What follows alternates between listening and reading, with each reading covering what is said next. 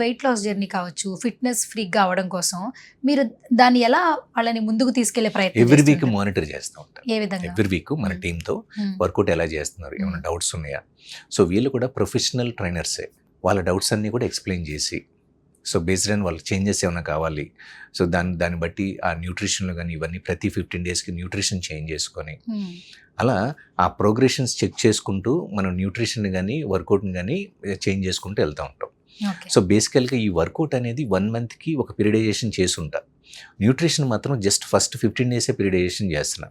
చేసి బేస్డ్ ఏంటంటే వాళ్ళకి ఇంకేదైనా డౌట్స్ ఉన్నాయి, లేదు ఫుడ్ అనేది ఒక ప్రతి మీలు ఆ 15 డేస్ తీసుకోవడం బోర్ కొడుతుంది. డే 1 నుంచి 15 డేస్ వరకు ఒక programme nutrition plan. So 16th నుంచి 30th వరకు ఒక ప్రోగ్రామ్ న్యూట్రిషన్ ప్లాన్ క్రియేట్ చేసి, సో ఈ డైట్ ఎంతవరకు ఫాలో అవుతున్నారు, వర్కౌట్ ఎన్ని రోజులు చేస్తున్నారు, ఎంతసేపు పడుతుంది ఎక్సర్సైజ్ చేయడానికి, చేసేటప్పుడు మీకు ఓవరాల్గా బాడీలో ఎలాంటి చేంజెస్ వచ్చినాయి అని మానిటరింగ్ అనేది మన టీంతో ఎవ్రీ వీక్ ఫాలోఅప్ అనేది మనం పెట్టించాం.